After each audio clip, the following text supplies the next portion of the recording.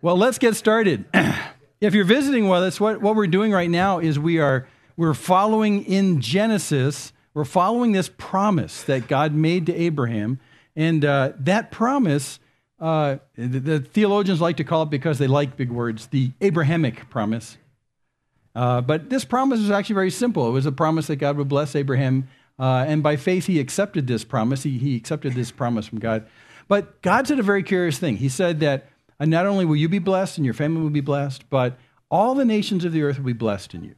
Now, that's a huge promise when you think about it. All the nations, you mean like Israel and the Egyptians and the Chinese and the people in India and the people in Europe? I mean, everyone will be. How is it possible that this promise to Abraham that was so many thousand years ago is going to benefit all the nations? And then this promise gets reiterated to his son Isaac, and this is what we've been following. Goes to Isaac, his son, and God says the same thing to Isaac, his son. All the nations will be blessed through you. What? And now today we're into Jacob, Isaac's son, so now we're in Abraham's grandson. And last week he reiterated the same thing. I will bless you, I'll increase you, and all the nations of the earth will be blessed in you. How is this possible? God can do anything. God can do anything. Oh yeah, that was our line from a couple weeks ago. Well, that's exactly right. And if you look carefully, and you don't have to look that carefully, the writer in the New Testament, I think it was Paul who said it, is basically this seed that comes out of Abraham, and the promise is Jesus. Comes through this line, and then Jesus is the seed who basically benefits the entire world. So this promise that starts way back in Genesis 11 in your Bible, very beginning, this promise passes on to his son Isaac, to his son Jacob, to his sons through that, and then eventually through that line to Jesus, and then Jesus is the promised Messiah through which mankind is redeemed back to God and blessed by God. Wow, that's the entire summary of the Bible, by the way. That's it. So we thought we would wind back and see why it is when Paul calls us children of promise. He's saying this promise right here that starts in Genesis 11. We are actually children of that promise. So we're in the life of Jacob right now. Last week, we were right here. This crazy thing with Jacob, and he has this dream, and he sees these angels, some going up this staircase or ladder up to heaven, some coming down. And in the midst of this, God tells Jacob in Genesis 28, "Behold, I'm with you, and I'll keep you wherever you go, and will bring you back to this land, for I will not leave you until I've done what I promised you." So where we left Jacob last week was that he had this dream, and he's on the run. He's on the run because he did dirt to his brother Esau. Esau was the oldest. He was supposed to get all the goodies. They switched places because of Jacob's deception. And now Esau is so mad, we read, Esau is so mad at Jacob that he's consoling himself, I'm feeling bitter about this, with the idea of killing Jacob. So now Jacob's on the run. He's on the run. He's about to leave the area. And in the midst of leaving the area, he just gets a few steps out of town, basically. God comes to him and says, "I'll be with you wherever you go. And I have promises to you, and I won't leave you. These promises are going to be done, so you can take it to the bank." So Jacob is, he's on the run. He's running away from his brother Esau is what he's doing. So in the process, he's trying to figure out how his life's going to work. Well, so here's where we were. He was down here in the middle of Israel when he had this dream, and he's gone all the way up to here, this upper valley of the Mesopotamia, Euphrates River Valley area, and he's up there. That's where his mom's family lives up there, and he's looking for a wife. He found a wife, this Rachel. We're still reviewing last week. Found Rachel at this well, and he made an offer to the family and said, "I will serve you 7 years for your younger daughter Rachel." So he decides that this is the woman of his dreams. He's going to work 7 years as a dowry because he's penniless. He left town with nothing in his pockets. And sure enough, he marries her, but he gets hornswoggled. He has to marry his older sister too. And they start having babies like Reuben and Simeon and Levi and Judah. And oh my gosh, Rachel doesn't have any, so she has her handmaid help out with, and then Leah has her. And it's just a crazy thing. So we looked at that last week, where there's this kind of fertility war that's going on. So Jacob goes up. He gets married to the woman that he loves, Rachel. He gets tricked by her dad, has to marry the older sister instead, Leah. They start having babies. Leah is feeling kind of bad because Jacob loves Rachel, but not Leah. And so she decides to have babies to make him love him. So she has 4 in a row up there. And then all of a sudden Rachel says, well, I don't have any babies and I seem to be barren. So I'll have my handmaid help me out because my handmaid's babies count as mine. So she puts her handmaid up there, Bilhah. So she has 2 by Bilhah. And then when Leah seems to be in a kind of a fertility vacant period, she decides to put her handmaiden in the job because her handmaidens, so up there on the top, Zilpah gets a couple, Gad and Asher. Then finally Leah is being able, it's craziness. It's a fertility race because through the babies, these 2 can somehow garner the love of Jacob. And we saw last week how messy that was. Well, this week, this is where we pick up the story. He's got these 2 wives. He's got tons of children. And we pick up the story in Genesis 30. Now, it came about that when Rachel had borne Joseph, that Jacob said to Laban, send me away that I may go to my own place, to my own country. Give me my wives and my children for whom I have served you, and let me depart. For you yourself know my service which I have rendered to you. So this day has been coming. Jacob has been up here, if you remember the story last week, at least 14 years, because he had to work 7 years, right? 7 years as a payment to be able to get Rachel. And then dad switches the girls around. He gets Leah. And then the manipulative dad says, well, why don't you work another 7 years and then you can get Rachel? So he's been there 14 years. And while he's been there 14 years, he has actually brought riches to Laban, to the father, because this is free labor. And it seems to be everything he puts his hands to works good. So now he's saying, it's time to leave. I got to go back home. This is craziness. I've served 14 years for my wife's uncle. We're out of here. We're out of here. So he makes a demand to Laban and says, we got to leave. But Laban said to him, this is my great picture of Laban. I love that. Laban says, well, if it pleases you, stay with me. I have divined that the Lord has blessed me on your account. Stay with me. Because he's been very fruitful. He continues and says, listen, name me your wages and I'll give it, which is basically, if you stay, I'll pay you for it. So if it's a pay problem, is that the problem? It's a pay problem? You just name what your wages are and you can stay because you've been so good. See, the result is that the Lord has blessed me on your account. So Laban doesn't want to see Jacob leave. Laban does not want Jacob to go back to his family. He wants him to stay and work. So just name your wages. Should we increase your wages? I'll double your wages. Well, what was his wages up till now? Nothing. Zip. Well, actually, it was his 2 wives. If you want to count anything, that was the price basically for Leah and Rachel too. But other than that, nothing. I mean, Jacob still is penniless at this particular point. So Jacob's thinking, he's got a point. If I leave right now and I go back home, I leave with a family, but I don't leave with any way to support the family. Normally what happens in a situation like this, when a shepherd comes and works full-time for someone else's flock, the shepherd normally gets a cut of the lambs that are born to the flock. And it's questionable how much, but upwards to 20%. So during the time that this shepherd, an adult shepherd would be working for someone who owns a flock, then when lambing season would come around every spring, 20%. Yeah, so 1 out of every 5 lambs would go to the shepherd so that when the shepherd got old enough and he was going to separate, he'd have a little mini flock to start with. As far as we can tell here, that hasn't happened. It's all been just to increase Laban's account. So Jacob's thinking, okay, let's work on this. Jacob's a smart guy. So he said to him, well, you yourself know how I have served you and how your cattle have fared with me, for you had little before I came. And it has increased to a multitude, and the Lord has blessed you wherever I turned. But now, when shall I provide for my own household also? And see, there it is. If I leave penniless. So somehow I need to maybe make a flock. Let's do that. So he's saying, okay, Laban responds, so what shall I give you then? He understands what he's saying. What shall I give you? And Jacob says, you shall not give me anything. Which, by the way, is an important thing because gifts in that particular sense makes you indebted to that person. So if Laban had said, listen, take half the flock and take it with you, then from that point, it's like giving a favor and you owe this favor back. It leaves you connected in that particular sense.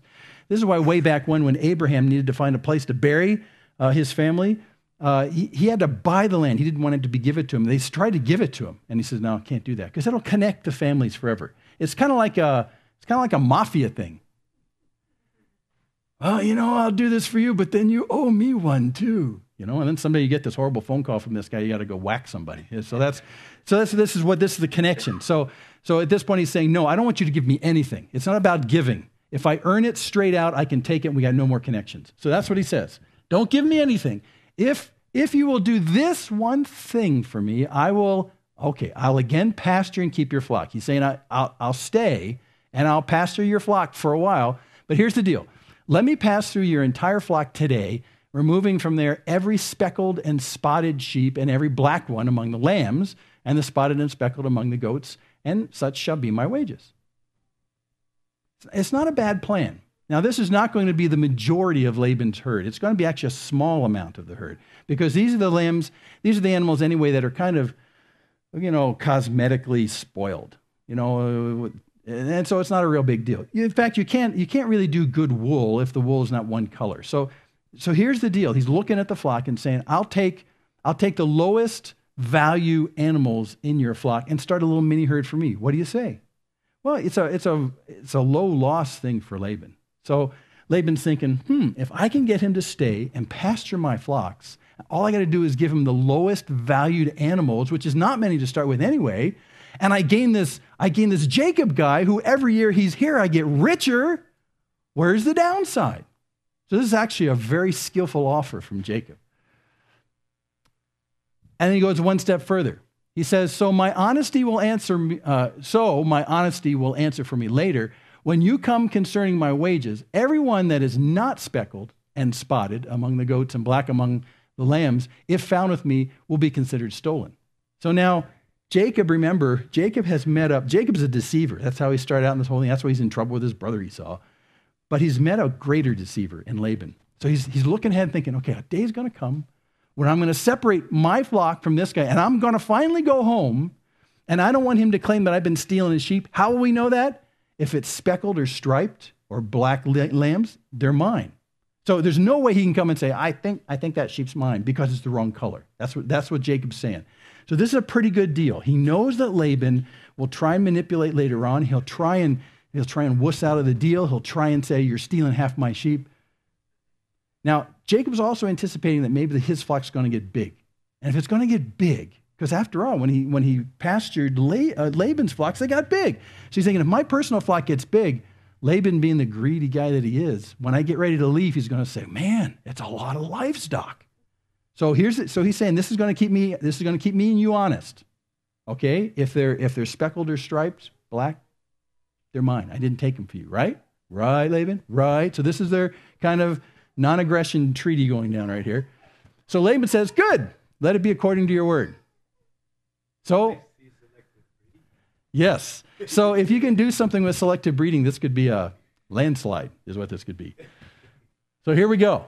So he removed on that day the striped and spotted male goats and all the speckled and spotted female goats, every one with white in it, and all the black ones among the sheep, and gave them into the care of his sons. So there you've got your speckled goats on the left there, like that one, that one, that one, that one, and that one, and then you got your black sheep over here.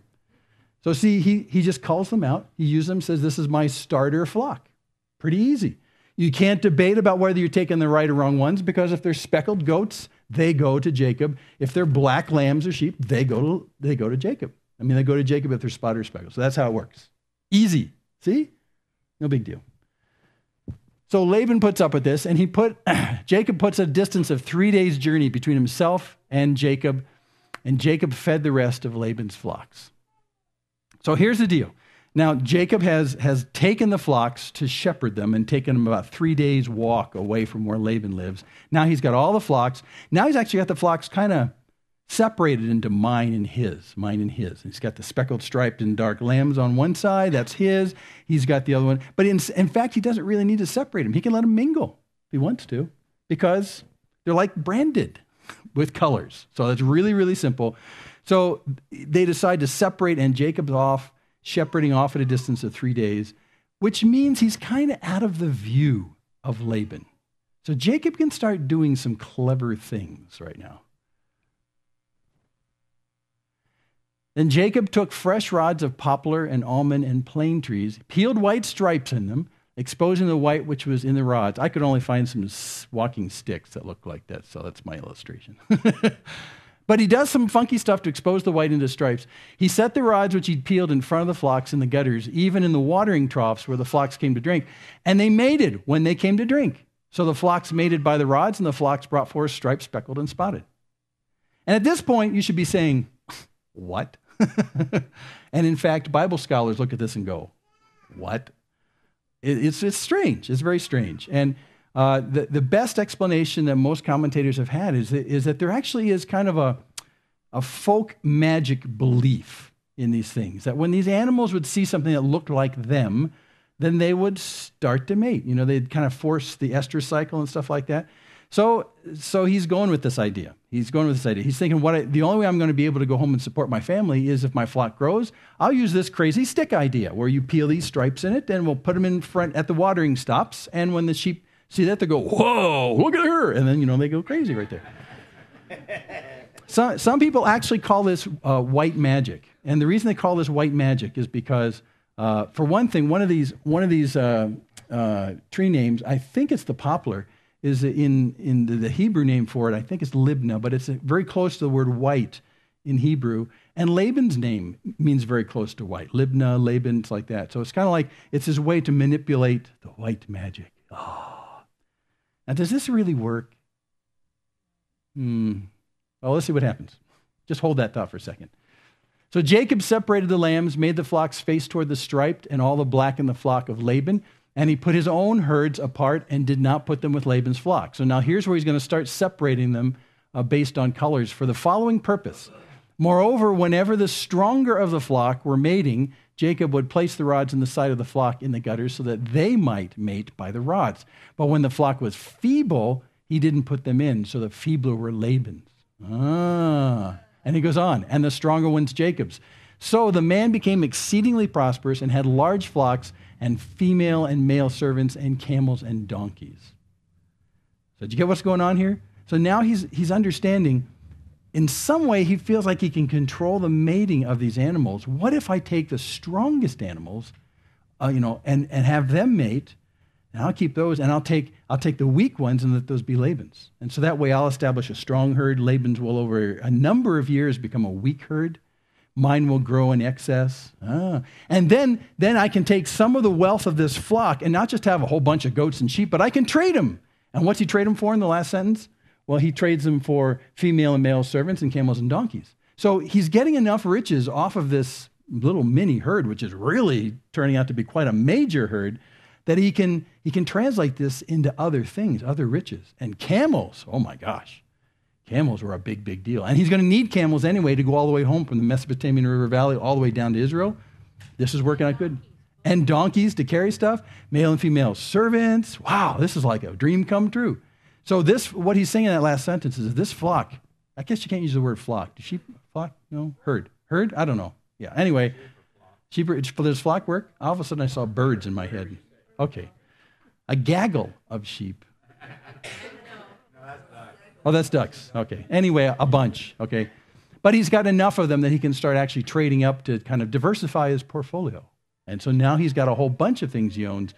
Very, very significant and very visible, which is why the 3 days journey away is important, because Laban, if he was watching this, he'd be getting kind of jealous about what's going on. So this is what's going on. This little goat down there. Okay. So I'm going to take an intermission right here and ask you a question, because it's going to switch for a second here. This thing with the breeding, why has Jacob been so successful so far? I mean, up to this point, he's got a lot of stuff. He's really got quite a herd. God's promise. Now, if you didn't know about God's promise, you'd be tempted to think, maybe there's something in this striped stick thing. Maybe even Jacob is thinking there's something in this striped stick thing. Maybe there's something in just being very clever. And if you stop the story right here, that's kind of what you would think, because we know that Jacob in the past was a pretty sharp guy. I mean, he's a deceiver. He fooled his dad. He fooled his dad into thinking that he was his brother by putting goat skins on his arms so his arms would feel hairy, and his father would go, oh, I feel Esau right here. And also putting on his clothes, and making food. I mean, he's a clever guy. So at this point, you might be tempted to think, maybe he's just being extraordinarily clever here somehow. Somehow he's manipulating the flocks.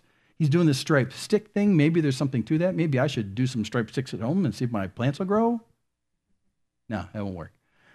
Maybe it's me, Jacob's saying to himself.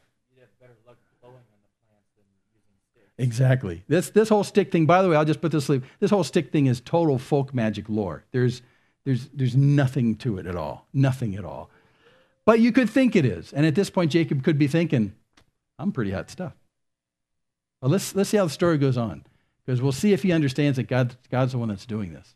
So the story goes on in chapter 31. Now Jacob heard the words of Laban's sons, saying, Jacob has taken away all that was our father's, and from what belonged to our father, he's made all this wealth.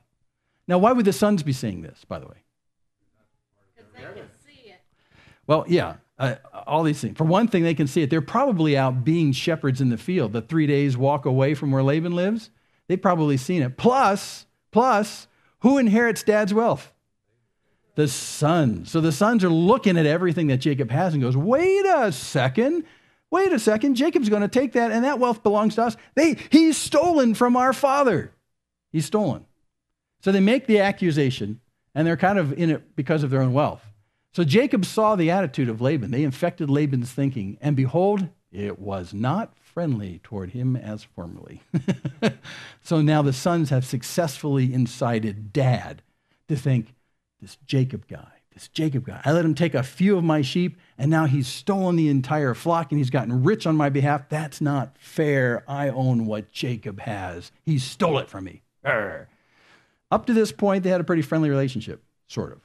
Although Laban outmaneuvered, out-controlled the deceiver controller Jacob. But even still, it's been pretty nice. But now anger. Now they're really heated up because we've got wealth in charge here. That's my angry Laban. Oh, come on. That was my comic relief for the whole morning. Well, I couldn't find an angry Laban, so I just drew an angry Laban. Okay, never mind. We're going to push on. Okay. Then the Lord said to Jacob, now the Lord's part of the story. Return to the land of your fathers and to your relatives, and I'll be with you. So Laban is hotter than a pistol. The sons think they're getting ripped off from their inheritance. Thing is, nothing is friendly up in the Mesopotamian River Valley anymore. And I think Jacob's thinking is, maybe it's a good time to go. And God comes in and says, yes, it's a good time to go. This is a great time to go. Leave and go back to your relatives down in Israel. So here's what he's going to do. He's going to start up there. He's going to come all the way down to there and stick into the middle of the country. It's a very long trek, it turns out. Really long trek. So Jacob called Rachel and Leah to his flock in the field while they're out there tending flock. And he said to them, this is talking to his two wives, the daughters of Laban, I see your father's attitude, that it's not friendly toward me as formerly, but the God of my father has been with me. You know that I have served your father with all my strength. Yet your father has cheated me and changed my wages 10 times. However, God did not allow him to hurt me. So Jacob is telling his wives, who's really been in charge the whole time? God has. And he's also saying, listen, I've served your dad faithfully. I did nothing wrong. I didn't steal his flock. I served him faithfully through this entire thing. I've served your father with all my strength, which means basically I've come out here and worked 24/7, 365 days a year for your father. And now I'm being treated like dirt. I think, and commentators are a little split on this, but I think Jacob is a pretty good guy right here. I think he's really speaking quite honestly and not being the controller in this particular sense. I think he's saying, I brought your father great riches, and I've spent a lot of years here. The 7 for you, Leah, the 7 for you, Rachel, those 14 years with Laban's flocks, and more years after that. We'll find out another 6 years he's spent doing this flock thing. And now look what's happening. So I think what's fascinating right here is he's deciding to actually lay this out in front of his wives to say, this is what's going to happen. In a normal patriarchal system, he would just say, saddle up, we're all leaving, whoo, and go. But he explains to them what's happening, which is interesting. We'll see why in just a second. He goes on and he talks to them and says, if he spoke thus, the speckled shall be your wages, then all the flock brought forth speckled. And if he spoke thus, the striped shall be your wages, then all the flock brought forth striped. Thus God has taken away your father's livestock and given them to me. And now we get another glimpse here. It's not just the stripy stick thing going on. It seems like what he's saying right here is, listen, even when your father's animals mated, even the pure colored ones, they brought forth speckles. And even when the pure ones mated, they brought forth striped. It seems as though, and that's something you can't control. Who can control that? Only God can. So what happens in 1 or 2 generations, or 3 or 4 or 5 or 6 generations? These are 6 years. In 6 generations, if the pure colored animals start pumping out speckled and striped animals, sooner or later, the entire flock belongs to Laban. Who controls that? God does. Yeah, you can't control the coloration of the animals. You can if you know something about genetics, but in this particular case, selective breeding. So he would take the striped and speckled ones, and they would be his, and he'd mate them, and there was a higher proportion of those that would make more speckled and striped. So sure enough, but really what he's saying here is God's the one who's done this. God's the one. So Laban said you can have all the speckled ones, and all the animals start having speckled babies. What am I supposed to do? Or Laban says you can have all the striped ones. All of them start having stripes. That's God. That's God involved. So Laban made a particular offer which seemed like a low-loss offer. In the end, if all the animals start coming out striped and speckled, God's the one who's bringing it. So what he's saying in the end is, I didn't steal your father's flock.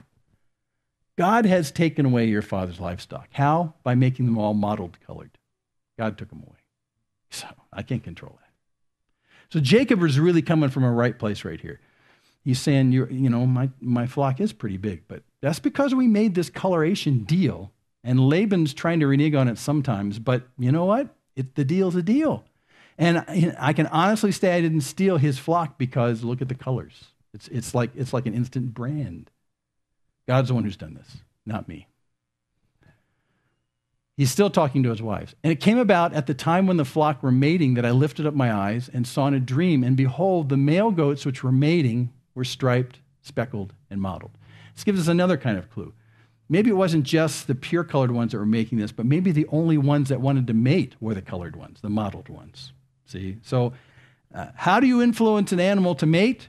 Stripe sticks! No. God. God does that. See? So he's saying, when we had the fertility wars in the sheep flocks, sure enough, the speckled ones, the ones that would go to my favor, the colored ones, came to me. They're the ones that mated. What can I say? It's the way it works. And then the angel of God said to me in a dream, Jacob. And I said, here I am. And he said, lift up now your eyes and see that all the male goats which are mating are striped, speckled, and mottled. For I've seen all that Laban has been doing to you. I'm going to stop right there. So that clearly this is God. Yeah, right. So this is God explaining it in a dream. He's saying, you know what? The ones that are mating are the ones that are going to come to you anyway. Those are the striped, speckled, and mottled ones. And why? Because I have seen what Laban's been doing to you. Whoa. Now this is a real turn. For a guy like Jacob, who's a deceiver, controller, manipulator, he's a guy who lives for revenge. He's a guy who, if someone does dirt to him, he gets back at him somehow.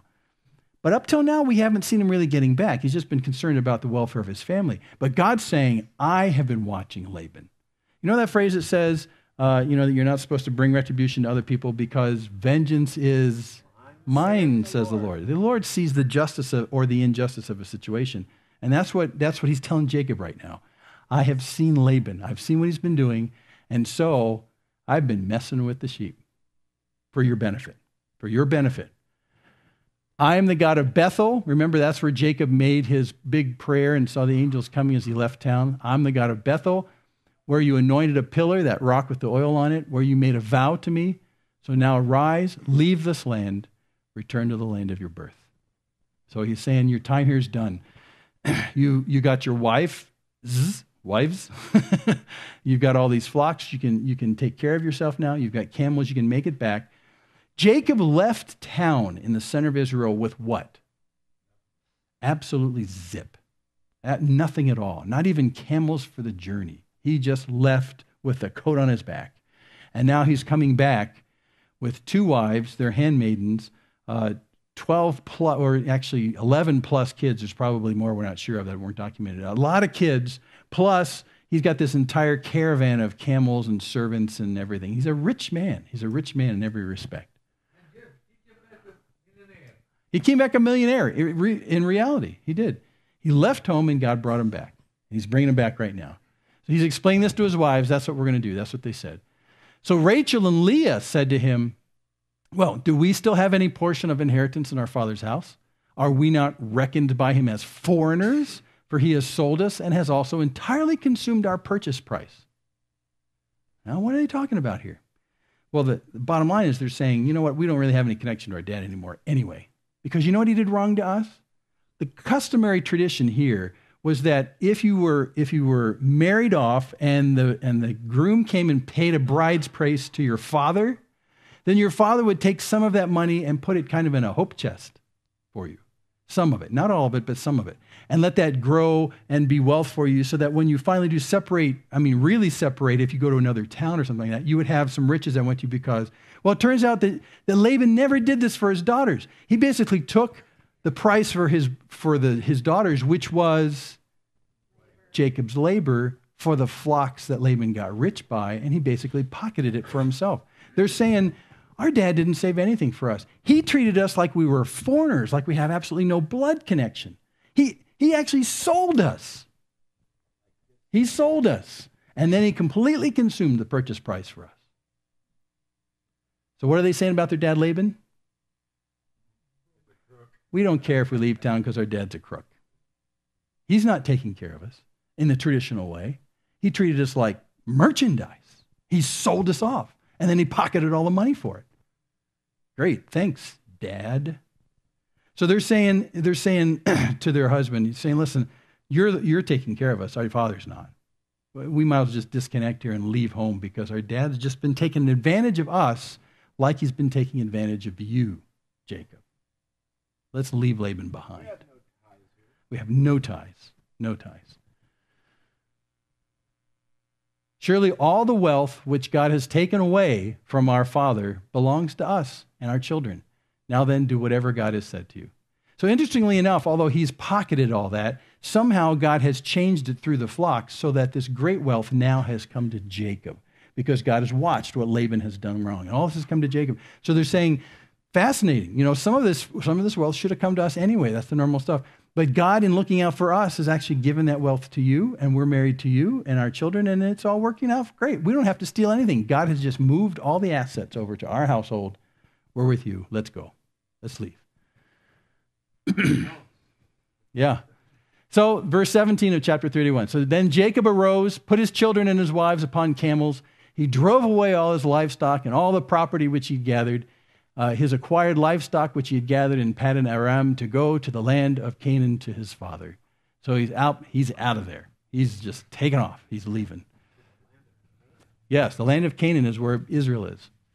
Now here's a little mini story that we need to set up because we're going to come back to it next week. Funny thing happens. Verse 19. When Laban had gone to shear his flock, that means he's out in the fields, then Rachel stole the household idols that were her father's. What? Yeah. This is not a really cool thing. This is going to be some tremendous problems in a second. But even though Rachel has said, my dad, I'm better without him, still, there's something about these household idols she doesn't leave behind. She needs these in order to stay kind of spiritually safe. She doesn't totally understand this God of Abraham, Isaac, and Jacob. She hasn't quite got that down yet. And so here she is, for the first time in her life, leaving home and going to an unknown place with all of these people and all these camels and all these sheep to go and live with a family she doesn't know. So she's sort of freaking out inside. So she's thinking, what can I do in order to make this trip safe? I'll take the household idols. Yeah, it doesn't work out really well. Well, Jacob deceived Laban the Aramean by not telling him that he was fleeing. So he fled with all that he had. He arose, crossed the Euphrates River, and set his face toward the hill country of Gilead. That's another word for Israel. So we're going to stop the story right here because part B will be next week what happens, because Laban does not go without a fight here. And these household idols are a big problem. In fact, it almost gets Rachel killed. It's such a big problem. But this is what I want to ask at the very end here, as we kind of summarize this entire theme. Why has Jacob been so successful? It wasn't because he was necessarily manipulative. The only manipulation we see him doing is using the sticks, which is kind of folk magic for one thing, and then deceiving Laban by leaving in the dark of night. That's really, culturally, you don't do that. I mean, imagine if you had a household guest that came to stay with you, and they stay a couple of days, and then you wake up one morning and poof, they're gone. In the middle of the night, they just take off. So we have a little idea what that's like. This was just a huge faux pas in terms of the culture. You just don't do that. You don't do that because it's not hospitable. However, Jacob knew that if he did the normal thing, if he got up one morning and said, well, Laban, we're out of here, he knew he was going to have to deal with Laban again, where Laban's going to say, well, why don't you stay for a while? Name your new wage. Come on, you don't need to go anyplace. He didn't want to put up with that because God had told him to leave, so he left. So really what made him successful, there's about 2 or 3% of deceptive manipulation on Jacob's part, but the rest of it really is trusting in God's leading, really, in this particular case. He's really, fascinatingly, over this 20 years, it's been almost 2 decades now, he's changed an awful lot. He would have done a lot to try and manipulate and counter-control Laban, but he doesn't seem to do it. He just does what God says. So why was Jacob successful? I'll just requote what he says to his wives and other people, Genesis 31:5. The God of my father has been with me. Now that's exactly the promise that God made to Jacob as he was leaving town, as he's heading out into nowhere land in the middle of Israel, leaving his father Isaac, the whole family behind, and he's out there with a rock as a pillow. He's got nothing else. And God says, I'll be with you. You're going to go up there, I'll be with you the whole way. And so Jacob is saying, I came here penniless, and now what I have is all because God's been with me. God's the one he gives credit to. He says in Genesis 31:7, God protected me from harm from Laban. Sure enough, he says, Laban could have really taken me down. He could have hurt me. He could have just come out and killed me in the middle of the night and taken my flocks. But God's the one who's protected me from Laban as well. Also, God gave Laban's livestock to Jacob in Genesis 31:9. And he says that. God's the one who did that. And his wives say, God's the one who did that. Why? Did he actually steal sheep? No. God just made them made in such a way that after a series of lambing seasons, most of the sheep belong to him. Who can manipulate that? None of us can. God did. So God moved the bulk of that. By the way, too, if most of the animals only make the mottled or striped or speckled ones, and there aren't any pure-colored ones left behind, they only live a couple years. And so after about 6 years, you don't have much of a flock left. So if you take a snapshot at the beginning, you've got Laban, who's got this huge flocks, tiny amount of speckled and striped ones. I can lose those and not really suffer much damage. And then you get about 6 years later, and now almost all of them are speckled and mottled and striped. There's almost no pure ones. And you could look at that and go, wait a second, he took my flock. Well, not if you count colors, he didn't. But he does own almost all the flock now. Who did that? God did it. That's what he says. God gave Laban's livestock to Jacob. And he also said, God has seen all that Laban did to Jacob in Genesis 31:12. So again, a manipulator controller is going to jump in there and take charge of the situation and outfox the fox. I think Jacob he's clearly capable of this, but he doesn't do it. He doesn't do it because he realizes God's promises are good. I'll be with you. I'll bless you. I will bring you back. I'll be in charge of this entire affair if you trust me. That's exactly the word that God gave to Isaac, his father, also the word that he gave to Abraham, his father. I'll be with you. Remember what he said to Isaac when Isaac was in the middle of this horrible famine? The horrible famine. And he's thinking about, what can I do to feed my family? And of course, you always have the Nile River Delta that has this wonderful fertile plain out there that everything grows in. And you're looking at Egypt, oh, that's looking pretty good. And God says, stay. Stay. I'll be with you. I will bless you. And that promise has gone to Jacob while he's been in exile. I'll be with you and I'll bless you. And at the end of this story, it's not about white striped sticks. It's about the God who was with him and who blessed him, and how God outfoxed the fox, Laban, by controlling the fertility of his sheep. Go figure. So God's sovereign. In this promise, as we chart it across, I want you to notice even further as we go on, how this promise is taken more and more at heart by Jacob. Because he started out trying to steal it, which he looks like he successfully did. At least he valued the promise enough that it was worth stealing. But in the end, he puts away stealing, he puts away manipulation, he puts away control, and he says, wait a second, Wait a second. God made a promise. I can just stand on that promise. I can stay on that promise, and God will bless me, and he'll be with me. Oh, yeah. And again, that's the fundamental nature of the promise that we participate in through Christ as well. We participate in this promise for abundant life. Jesus is saying, I came that they might have life and might have it abundantly. Your opposition, Satan, only comes, again, using the sheep metaphor, as a bad shepherd to steal, kill, and destroy. But I came that they might have life abundant. And that's the promise from here. If in fact, you will stay in the middle of his promise and understand that he's with you and he wants to bless you. You can go running off all over the place. Find all a bunch of other stuff that will bless you and bring life to you. In the end, all of those pursued to their end are dead ends. They don't. And so Jacob, like us, is coming to understand that we have a God who's made a promise. And when God speaks his word as a promise, you can take it to the bank. You can actually stop looking for other options, right? And when you take it to the bank and trust in God, he's with you and he'll bless you.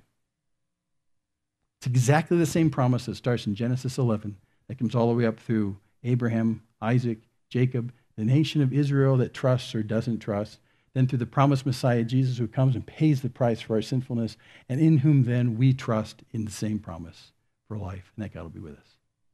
One of the last few words that Jesus said to the apostles was, "Lo, I'm with you always, even to the end of the age." With you. The theme is with you, God with you. Jesus is Emmanuel, which means God with us. So this is what God has been trying to attempt with mankind since Genesis 11 and comes through Jesus. This promise to be with you and in being with him and staying in him to bless us. If we'll stay in him. If we'll stay in him. Okay? All right, let's pray. Father, we thank you for this crazy story. The striped stick thing kind of distracts us for a second. But Lord, as we come back and look and settle our hearts, we see a man who's changing. Finally now, after 20 years of self-imposed exile, we see a man who's finally starting to understand what it means to trust you and to put his faith in you and to take your promise and to live and stay inside that promise. And Lord, we pray that you'd continue to give us understanding as well about the fact that your desire for us, if we'll let you, is for you to be near us and to bless us. Lord, I'm reminded of the psalmist who says, the nearness of God is my good. The nearness of God is my good. So, Lord, I pray that you would continue to draw our hearts back to you, to teach us to stop looking for alternatives to you, but to put our trust in you, moment by moment, day by day, to realize that your desire is to be with us, to be near us, and as a result, to bless us with your presence. The nearness of God is my good. Thank you, Lord, that you took care of the problem of our unfitness for your nearness because of our sin, through the death and the resurrection of Jesus. And we thank you that Jesus himself is indeed the fulfillment of this incredible promise to bless all mankind. And it all started back with Abraham in Genesis 11. So we thank you now for all this in Jesus' name. Amen.